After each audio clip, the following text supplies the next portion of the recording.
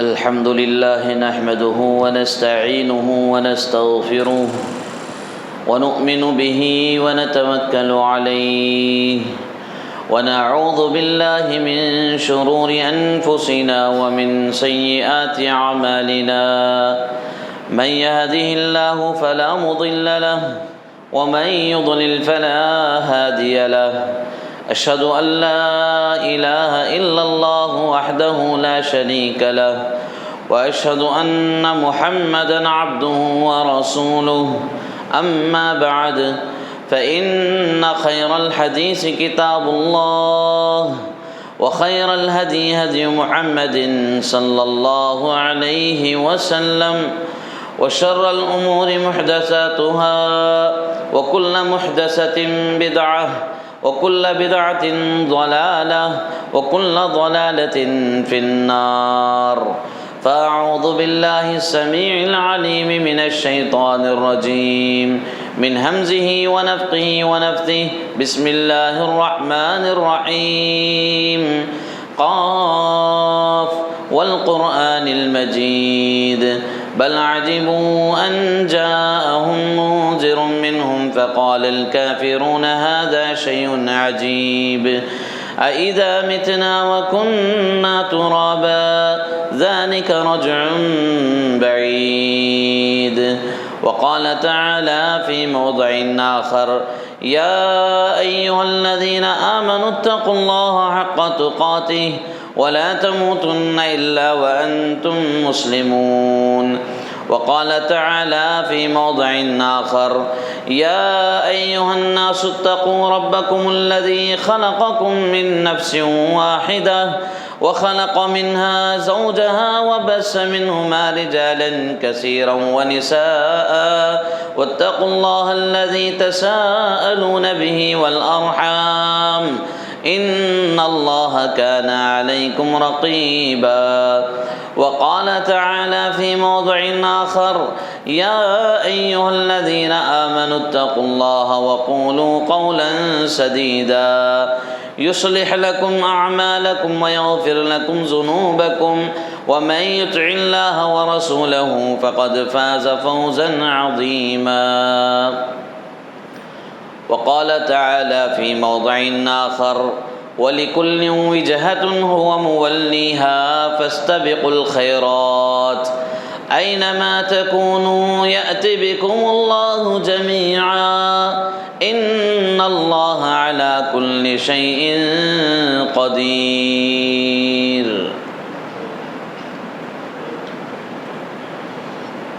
قابل احترام बुजुर्गान दीन, नौजवानान इस्लाम, पर्दे में बैठी हुई इज़्ज़त माआब इस्लामी माँ और बहनों, प्यारे बच्चों, तमाम किस्म की तारीफ़ व तौसीफ़ अल्लाह सुब्हानहू व तआला के लिए लायक व ज़ेबा है, जिसने मुझे और आपको अशरफुल मखलूक़ात में से पैदा किया, जिसने हमें अपनी जानिब से बेशुमार नेमतें अता की। इन्हीं नेमतों में एक बहुत बड़ी नेमत माह रमज़ानुल मुबारक की शक्ल में अता की। मुख्तसर से हम्द व सना के बाद लाखों करोड़ों दरूद व सलाम नाजिल हो तमाम अंबिया किराम पर, बिलखुसूस शफ़ीउल मुज़नबीन ख़ातमुन नबिय्यीन सय्यदुल मुरसलीन आमीना के दुर्र यतीम इमामुल अंबिया मुहम्मदुर रसूलुल्लाह सल्लल्लाहु अलैहि वसल्लम पर। काबिल एहतराम सामईन व सामियात, जिस महीने से मैं और आप गुज़र रहे हैं, ये महीना निहायत ही बाबरकत महीना है, बड़ी फ़ज़ीलतों वाला महीना है, रहमतों और बरकतों से भरा महीना है। इस महीने की जो कदर करते हुए अल्लाह और रसूलुल्लाह सल्लल्लाहु अलैहि वसल्लम की बताई हुई बातों पर जो अमल करता है, उसे इस महीने की सारी रहमतें और फ़ज़ीलतें बरकतें मिलती हैं। जो शख्स इस महीने की फ़ज़ीलत अहमियत को अपने पीठ पीछे डालकर عام مہینوں کی طرح اس مہینے کو بھی گزارتا ہے تو پھر یہ ساری فضیلتوں سے وہ شخص محروم ہو جائے گا۔ آپ تمام احباب اس بات سے بخوبی واقف ہیں کہ یہ رمضان المبارک کا ہمارا پہلا جمعہ ہے، اور اس بات سے کوئی یہ غلط مطلب بیان نہ کریں کہ رمضان کا پہلا جمعہ بڑا جمعہ ہوتا ہے، پھر اس کے بعد رمضان کا الوداعی جمعہ بڑا جمعہ ہوتا ہے۔ اس طرح کا غلط عقیدہ نہ لیں، بلکہ رمضان کے سارے جمعے ایک برابر ہیں۔ اس میں الوداعی جمعہ کی الگ فضیلت یا پہلے جمعہ کی الگ فضیلت اس طرح کہیں پر بھی ذکر نہیں کیا گیا ہے۔ تو میرے بھائیو، رمضان المبارک کا یہ پہلا جمعہ ہے، اور رمضان کے کچھ ابتدائی ایام ہم سے گزرے ہیں۔ ابھی رمضان المبارک کا ایک اچھا لمبا حصہ ہمارے سامنے ہے، تو اس لمبے حصے کو غنیمت سمجھتے ہوئے نیکیوں میں آگے بڑھنے کی ہمیں کوشش کرنا چاہیے، نیکیوں میں جلدی کرنے کی کوشش کرنا چاہیے، کیونکہ دیکھتے ہی دیکھتے یہ ایام بھی ہم سے ختم ہو جائیں گے۔ ابھی چند دن پہلے تک ہم اللہ سے یہ دعا کر رہے تھے کہ اللہ ہمیں رمضان کا مہینہ ملائے، ہماری زندگی میں رمضان کا مہینہ لائے۔ اب ہم دیکھتے ہی دیکھتے رمضان کے کچھ حصے کو ہم پار بھی کر لیے ہیں۔ اسی طرح اور کچھ ایام اگر رہ جائیں گے تو ہمیں جلد سے جلد نیکیوں میں بڑھ چڑھ کر حصہ لینے کی ضرورت ہے۔ اگر ہم غفلت میں پڑے رہیں گے، سستی میں پڑے رہیں گے کہ ابھی بہت دن باقی ہے، ابھی طاق راتیں باقی ہیں، اس میں ہم اللہ سے مغفرت کروا لیں گے، اللہ سے بخشش کروا لیں گے، تو میرے بھائیو یاد رکھو، ہم میں سے کوئی ایک سلام کے بعد دوسرے سلام کی گارنٹی نہیں دے سکتا۔ تو طاق راتوں تک ہم سوچ کر غفلت کی نیند نہ سوئیں۔ اللہ تبارک و تعالی ایسے لوگوں کے بارے میں قرآن مجید میں بہت ساری آیتیں ایسی نازل کیا جس میں نیکی میں جلدی کرنے کا حکم دیا گیا ہے۔ ویسے جلد بازی جو ہے یہ شیطان کی طرف سے ہوتی ہے، العجلۃ من الشیطان، جلد بازی شیطان کی طرف سے ہے، رسول اللہ صلی اللہ علیہ وسلم نے فرمایا ہے۔ لیکن یہ جلد بازی کن کاموں میں؟ دنیاوی امور میں، دنیا کے کاموں میں اور گناہ کے کاموں میں جلد بازی شیطان کی طرف سے ہوتی ہے۔ لیکن میرے بھائیو، ایک مومن کی صفت، مومن کی پہچان، مومن کی شان یہ ہوتی ہے کہ وہ نیک کاموں میں جلدی کرتا ہے۔ مومن نیک کاموں میں جلدی کرتا ہے، اور اللہ رب العالمین نے اس بات کا حکم بھی دیا ہے کہ نیک کاموں میں جلدی کرو۔ نیک کاموں میں جلد بازی کرنا یہ شیطان کی طرف سے نہیں، بلکہ اللہ رب العالمین کی توفیق سے ہوتا ہے۔ اور اللہ رب العالمین کی توفیق ہمیں کب ملتی ہے؟ جب ہمارے دلوں میں یہ ارادہ پیدا ہو جائے کہ میں نیکی میں آگے بڑھ چڑھ کر حصہ لوں گا۔ اللہ تبارک و تعالی ہمیں اس بات کی ہدایت دیتا ہے، توفیق دیتا ہے۔ اگر ہم نیکی میں بڑھ چڑھ کر حصہ لینے کا ارادہ ہی نہیں رکھتے ہیں تو پھر اللہ تبارک و تعالی ہمیں ان کاموں سے پیچھے کر دے گا، ان کاموں کی توفیق بھی نہیں دے گا۔ میرے بھائیو، یہ نیکیوں میں جلدی کرنا، نیکیوں میں آگے بڑھ چڑھ کر حصہ لینا، یہ مومنوں کی صفت بتائی گئی ہے۔ لہذا اللہ تبارک و تعالی سورۃ المؤمنون کی آیت نمبر 61 میں بیان کیا، اولئک یسارعون فی الخیرات وہم لہا سابقون، یعنی یہ مومن لوگ ہیں جو نیکی کے کاموں میں آگے بڑھ چڑھ کر حصہ لیتے ہیں اور جلدی کرتے ہیں، نیکی کے کاموں میں جلدی کرتے ہیں، اور ایک دوسرے کے درمیان نیکی کے معاملے میں سبقت کرتے ہیں۔ سبقت کا مطلب کمپٹیشن کرتے ہیں کہ میں اس سے زیادہ نیکی کروں، میں فلاں مومن بھائی سے زیادہ نیکی کروں۔ تو نیکی میں مومن احباب ایک دوسرے پر سبقت کرنے کی کوشش کرتے ہیں، مسابقہ کرتے رہتے ہیں۔ تو میرے بھائیو، اس آیت کریمہ سے مجھے اور آپ کو یہ بات معلوم ہو رہی ہے کہ نیک کاموں میں جلدی کرنے کا اللہ رب العالمین نے حکم دیا ہے۔ اسی طرح سورۃ البقرہ میں اللہ تبارک و تعالی غفلت میں پڑے لوگوں کو جگا رہا ہے کہ تم نیک کاموں میں جلدی کرو، کیوں؟ اس لیے کہ ایک دن اللہ کے پاس جمع ہونا ہے، اللہ کے پاس تم لوٹائے جاؤ گے۔ تم ادھر ادھر بھاگنے کے خیالات میں مت رہو، تم جہاں کہیں بھی رہو گے اللہ تمہیں سمیٹ کر لے کر آئے گا اور اپنے پاس تمہیں جمع کرے گا۔ اس کی دلیل اللہ تبارک و تعالیٰ سورۃ البقرہ سورہ نمبر 2 پارہ نمبر 2 آیت نمبر 148 میں بیان کیا ہے، وَلِكُلٍّ وِجْهَةٌ هُوَ مُوَلِّيهَا فَاسْتَبِقُوا الْخَيْرَاتِ أَيْنَمَا تَكُونُوا يَأْتِ بِكُمُ اللَّهُ جَمِيعًا ان اللہ علی کل شیء قدیر۔ فاستبقوا الخیرات، بھلائی کے کاموں میں جلدی کرو۔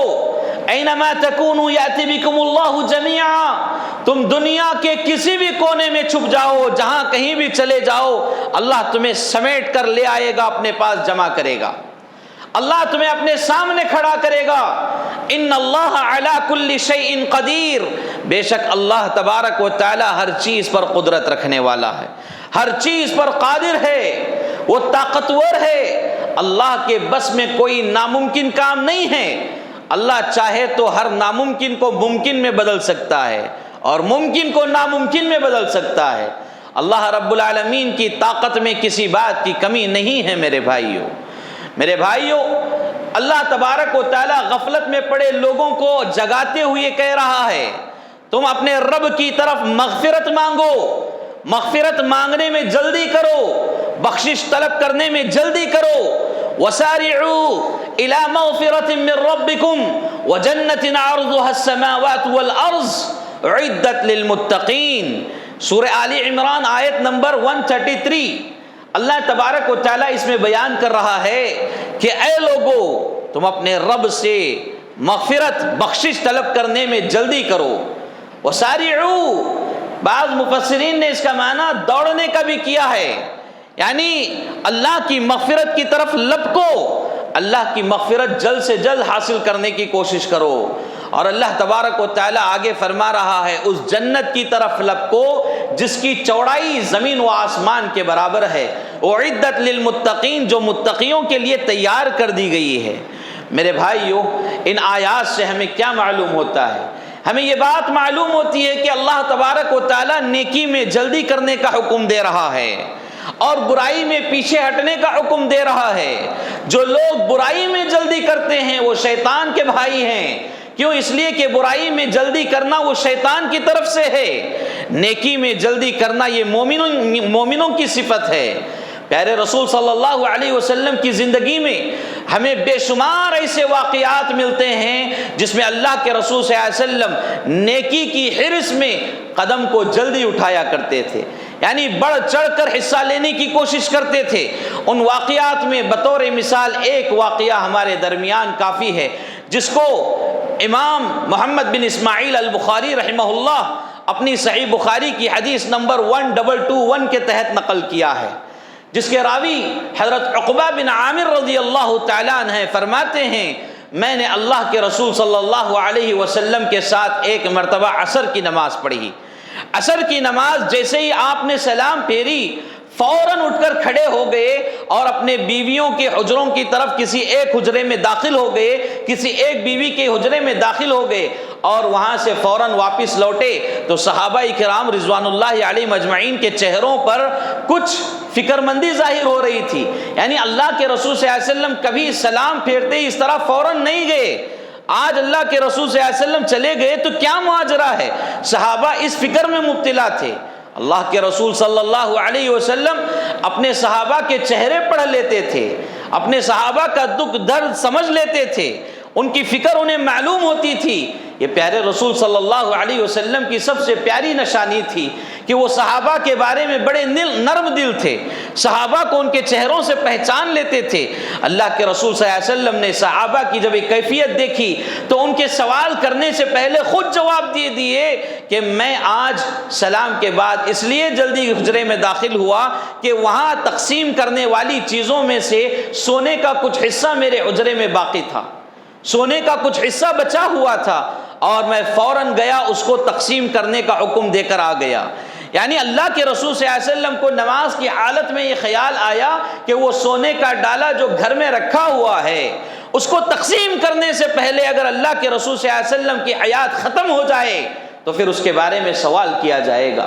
اللہ کے رسول صلی اللہ علیہ وسلم وقت کے نبی ہیں، وقت کے رسول ہیں میرے بھائیوں، اور امام الانبیاء ہیں، نبیوں کے امام ہیں، نبیوں کے سردار ہیں، سارے عالمین کے لیے رحمت بنا کر بھیجے گئے ہیں، لیکن آپ نیکیوں کے بارے میں کتنے محتاط ہیں، دیکھیے نیکیوں کے بارے میں کتنا خیال کر رہے ہیں، اس بات کو ہمیں دیکھنے کی ضرورت ہے۔ اسی طرح صحابہ کرام رضوان اللہ علیہم اجمعین کی زندگی میں ہمیں بے شمار ایسے واقعات ملتے ہیں جو نیکی میں بڑھ چڑھ کر حصہ لیتے تھے، نیکی میں جلدی کیا کرتے تھے۔ لہذا اسی ضمن میں ایک حدیث جو صحیح بخاری کی حدیث ہے، حدیث نمبر 4040/6، جس کے راوی جابر بن عبداللہ رضی اللہ تعالیٰ عنہ ہیں، وہ بیان کرتے ہیں، غزوہ احد کا ایک واقعہ بیان کر رہے ہیں کہ اللہ کے رسول صلی اللہ علیہ وسلم سے ایک شخص نے سوال کیا غزوہ احد کے دن کہ اللہ کے رسول صلی اللہ علیہ وسلم، اس جنگ میں اگر میں لڑوں، میں بھی شریک ہو جاؤں، میں لڑوں اور اسی جنگ میں مارا جاؤں تو میرا ٹھکانہ کہاں ہے، میرا ٹھکانہ کیا ہوگا؟ اللہ کے رسول صلی اللہ علیہ وسلم نے فرمایا کہ جنت، تمہارا ٹھکانہ جنت ہوگا، تم جنت میں چلے جاؤ گے۔ وہ صحابی اس بات کو سننا تھا میرے بھائیو، کھجور کھا رہے تھے، کھجوروں کو پھینکا اور فوراً لڑائی میں شرکت کی اور لڑتے لڑتے شہید کر دیے گئے۔ یہ نیکیوں میں جلدی کرنے کا سب سے بڑا معاملہ ہے میرے بھائیو۔ نیکی میں جلدی کیا کریں، نیکی میں سستی نہ کریں، نیکی میں غفلت ہمیں کسی قسم کا فائدہ پہنچانے والی نہیں ہے، البتہ نیکی میں غفلت و سستی ہمیں نقصان کی طرف لے جاتی ہے۔ لہذا نیکی میں جلدی کریں، نیکی میں سستی کا شکار نہ ہوں۔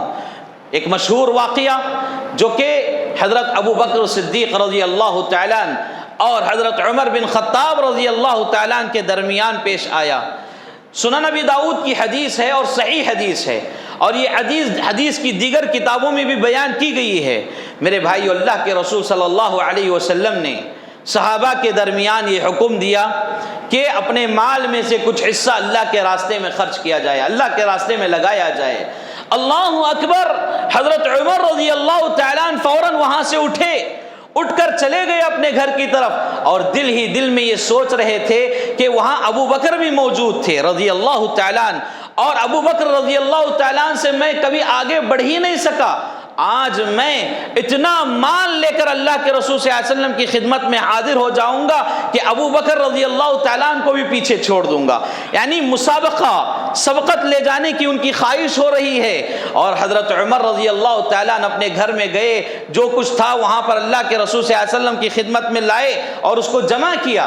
اللہ کے رسول صلی اللہ علیہ وسلم نے فرمایا، حضرت عمر سے سوال کیا کہ اے عمر، اپنے گھر والوں کے لیے بھی کچھ چھوڑ کر آئے ہو یا پورا لے کر آئے ہو؟ حضرت عمر رضی اللہ تعالیٰ نے کہا کہ نہیں اللہ کے رسول صلی اللہ علیہ وسلم، میں اپنا آدھا مال لے کر آیا ہوں اور اس کے آدھا مثل اپنے گھر والوں کے لیے چھوڑ کر آیا ہوں۔ اتنے میں حضرت ابو بکر صدیق رضی اللہ تعالیٰ عنہ مال کی گھنٹری لے کر وہاں حاضر ہو رہے ہیں، اور سارا کا سارا مال اللہ کے رسول صلی اللہ علیہ وسلم کے قدموں میں ڈال دیتے ہیں۔ اور اللہ کے رسول صلی اللہ علیہ وسلم نے سوال کیا، اللہ کے رسول صلی اللہ علیہ وسلم سوال کیا، ما ابقیت لأہل بیتک یا ابا بکر، اے ابو بکر تم اپنے گھر والوں کے لیے کیا باقی چھوڑ کر آئے ہو؟ حضرت ابو بکر صدیق رضی اللہ تعالیٰ عنہ اللہ کے رسول صلی اللہ علیہ وسلم کے اس سوال پر کہتے ہیں، ابقیت لهم اللہ ورسولہ، میں اپنے گھر والوں کے لیے اللہ اور اس کی رسول کی محبت چھوڑ کر آیا ہوں۔ اللہ اکبر!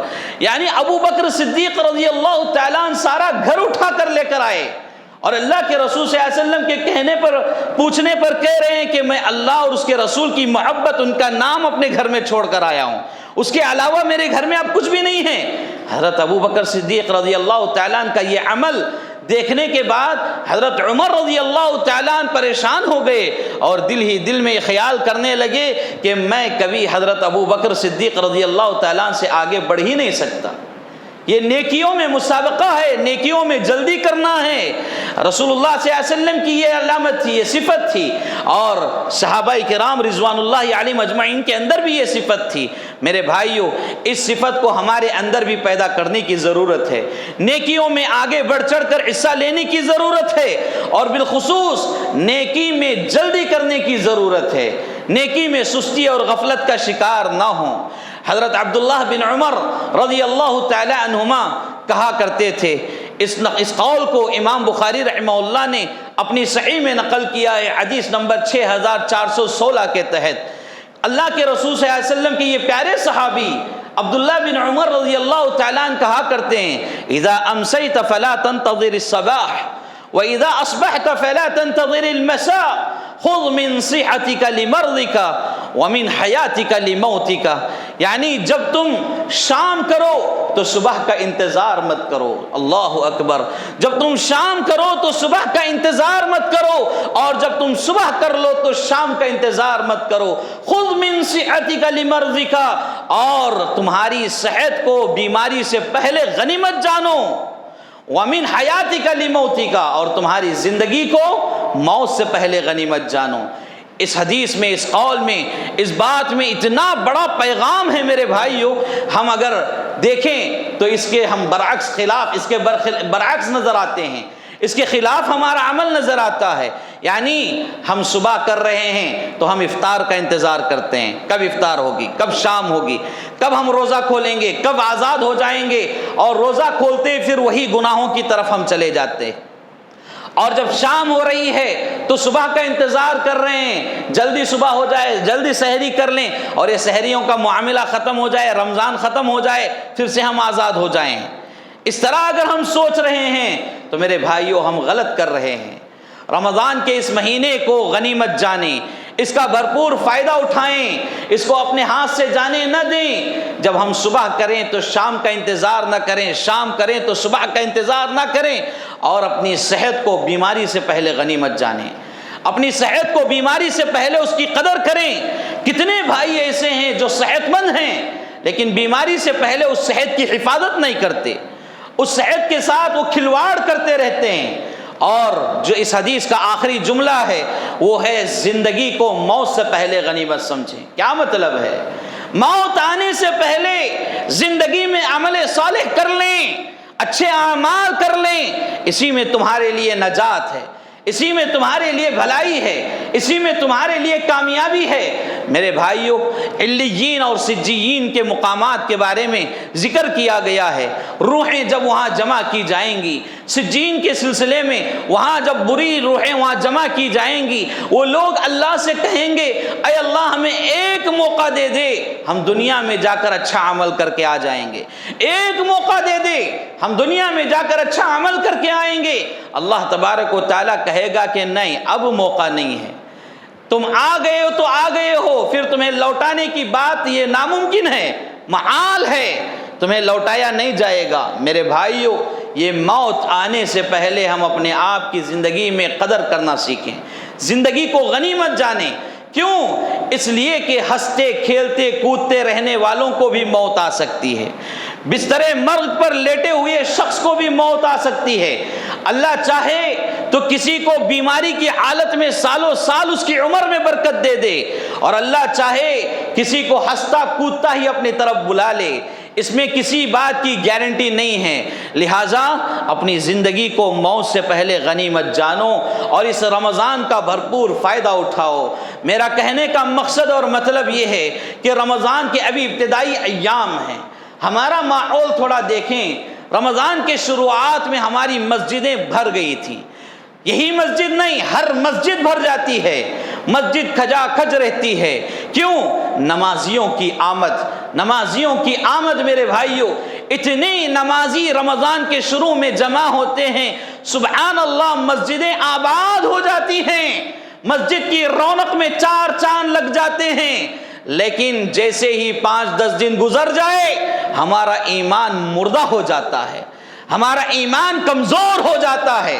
جو جوش، جو جذبہ، جو ذوق، جو مٹھاس رمضان کے شروع میں تھی وہ ہمیں درمیان میں نظر نہیں آتی۔ اب ہمارا خود معاملہ لے لیجئے، 3-4 دنوں میں ہمارے تراویح پڑھنے والے مصلی ڈھیلے پڑ گئے، ہمارے روزے دار ڈھیلے۔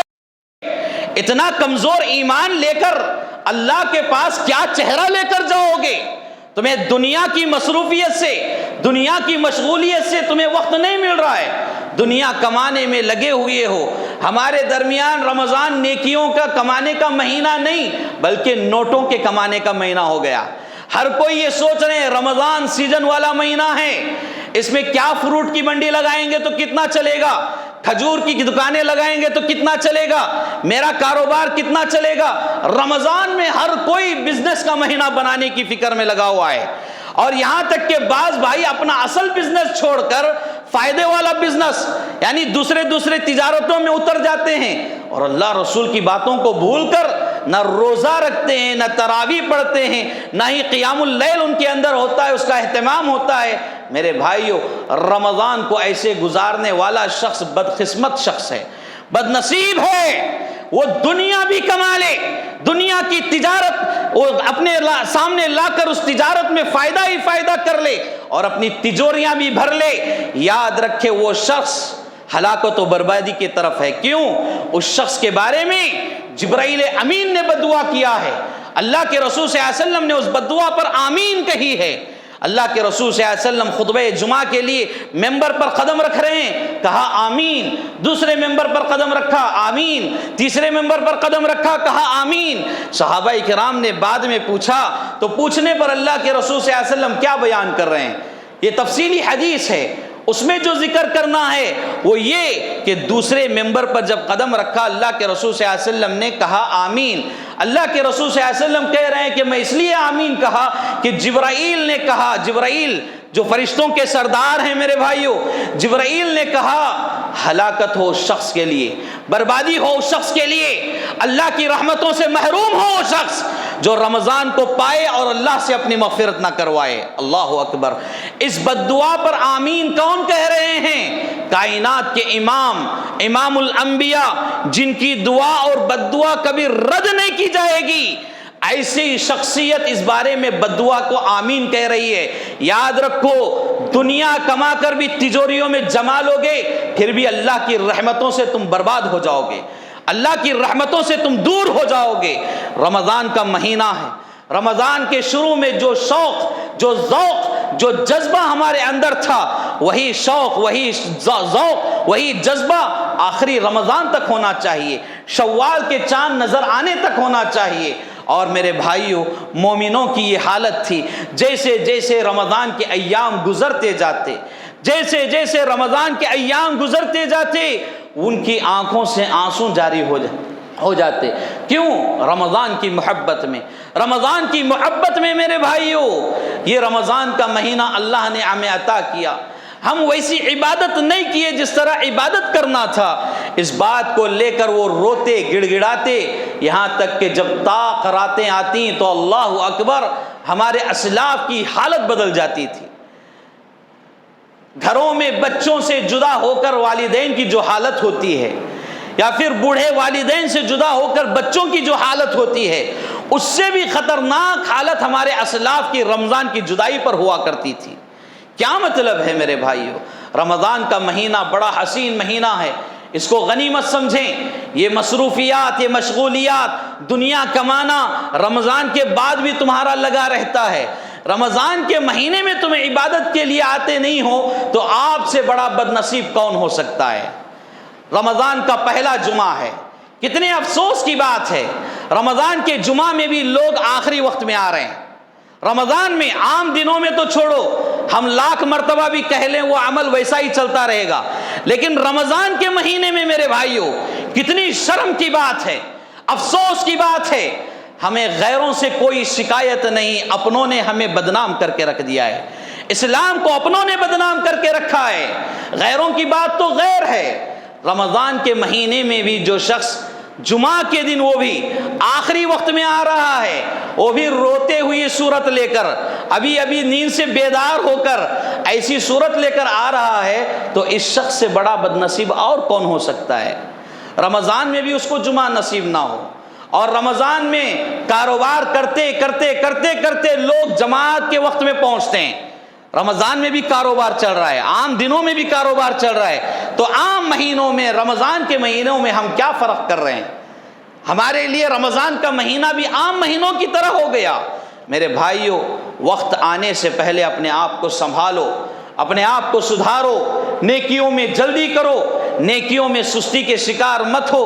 بہت سارے بھائی یہ عقیدہ لے کر جی رہے ہیں کہ رمضان کا پہلا روزہ اور رمضان کے پہلے جمعہ کا روزہ اور الوداعی جمعہ کا روزہ اور 27ویں تاخرات کا روزہ رکھ لیں، پورے رمضان کا ثواب مل جاتا، پورے رمضان کا ثواب مل جاتا۔ کون بولے بھائی؟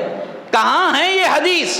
ایسی کوئی بات نہیں ہے۔ رمضان کے سارے مہینوں کے سارے روزے ہم پر فرض کیے گئے ہیں، اور اس میں کوئی روزہ چھوٹا بڑا نہیں ہے، سارے روزے ایکول ہیں، برابر ہیں۔ اس کی اہمیت کو سمجھیں، جانیں، اور یہ 4 روزے رکھ کر کیا ہے، واہ واہی کرتے ہوئے رمضان گزار لیے، رمضانی مسلمان نئے کپڑے پہنے اور عید کر لیے، پھر اس کے بعد ہمارے وہ جو بڑے دشمن ہیں وہ آزاد کر دیے جاتے ہیں، ان کے ساتھ پھر ہم سال کے 11 مہینے گناہوں میں اپنی زندگی گزار دیتے ہیں۔ تو ایسا نہیں ہونا چاہیے۔ فاستبقوا الخیرات، فاستبقوا الخیرات، نیکیوں میں جلدی کرو، نیکیوں میں آگے بڑھو۔ اللہ رب العالمین کہہ رہا ہے ففروا الی اللہ، اللہ کی طرف دوڑو، اللہ کی طرف دوڑو۔ اس کا کیا مطلب ہے؟ نیکیوں کی طرف دوڑو، نیکیوں کی طرف جلدی کرو، عمل صالح میں ایک دوسرے سے آگے بڑھنے کی کوشش کرو۔ دیکھتے ہی دیکھتے میرے بھائیو یہ رمضان بھی ہم سے گزر جائے گا، کیا پتہ آئندہ رمضان مجھے اور آپ کو ملے یا نہ ملے؟ کوئی گارنٹی دے سکتے ہیں؟ نہیں دے سکتے میرے بھائیو۔ آئندہ رمضان تک کیا میں زندہ رہوں یا آپ زندہ رہیں، اس بات کی کوئی خبر نہیں، کوئی گارنٹی نہیں۔ لہذا اس رمضان کو اللہ نے ہمیں عطا کیا، اس کو ایسے ہی جانے نہ دیں۔ مسجدوں میں جو سستی اور غفلت نظر آ رہی ہے اس کو ختم کریں، پہلے جیسا شوق، وہ ذوق، وہ جذبہ پھر سے اپنے اندر پیدا کریں۔ تراویح میں، روزوں میں اور 5 وقتہ نمازوں میں پابند بن کر زندگی گزاریں، اور اس رمضان کا بھرپور فائدہ اٹھائیں۔ نیکیوں میں جلدی کریں۔ نیکیوں میں جلدی کرنا یہ مومن کی صفت ہے، انبیاء کی صفت ہے، اور اسی صفت میں ہمارے لیے نجات بھی ہے۔ اللہ رب العالمین سے دعا ہے اللہ تبارک و تعالی ہم تمام کو ان باتوں پر عمل کی توفیق عطا فرمائے۔ اللہ تبارک و تعالی ہمارے رمضان کی ساری عبادتوں کو قبولیت کا شرف عطا فرمائے۔ اللہ ہمیں نیکیوں میں جلدی کرنے والا بنائے، بڑھ چڑھ کر حصہ لینے والا بنائے۔ اللہ رب العالمین ہمیں تمام گناہوں سے معاف فرمائے۔ ہماری زندگی میں جو کچھ گناہ ہو رہے ہیں، دن کے اجالے میں، رات کے اندھیرے میں، اے اللہ ہم گناہوں کے پتلے ہیں تو ہیں تیرے بندے ہیں۔ اے اللہ تجھ بہترین معاف کرنے والا ہے، معافی کو پسند کرنے والا ہے، ہمیں معاف فرما، ہمیں درگزر فرما۔ اے اللہ ہمارے روزوں کو قبول فرما، ہمارے سحر و افطار کو قبول فرما۔ اے اللہ ہماری تراویح کو قبولیت کا شرف عطا فرما، ہمارے صدقہ و خیرات کو اللہ تو قبول فرما، اور اس کا جو بدلہ تو نے وعدہ کیا ہے وہ پورا اجر و ثواب ہمیں عطا فرما۔ اے اللہ جو بیمار ہیں انہیں شفائے کاملہ عاجلہ اور دائمہ عطا فرما، جو قرض دار ہیں ان کے قرضوں سے انہیں نجات عطا فرما، جو پریشان حال ہیں انہیں خوشحال زندگی عطا فرما، جو بے نمازی ہیں انہیں 5 وقتہ نمازی بنا، جو بے روزگار ہیں انہیں حلال روزی عطا فرما، جو بے روزے دار ہیں اللہ انہیں روزہ رکھنے کی توفیق عطا فرما، جو تراویح سے نمازوں سے پیچھے ہیں اے اللہ انہیں پابندی صلاح بنا، اے اللہ انہیں متقی بنا، پرہیزگار بنا۔ اے اللہ ہمارا شمار صالحین میں سے، شہداء میں سے، صدیقین میں سے، نبیوں کے ساتھ ہمارا شمار فرما۔ اے اللہ ہمارے گناہوں کو معاف فرما، جب تک دنیا میں رکھ توحید کی حالت میں رکھ، جب خاتمہ ہو تو حسن خاتمہ عطا فرما۔ آمین یا رب العالمین۔ وما علینا الا البلاغ المبین۔ والسلام علیکم ورحمۃ اللہ وبرکاتہ۔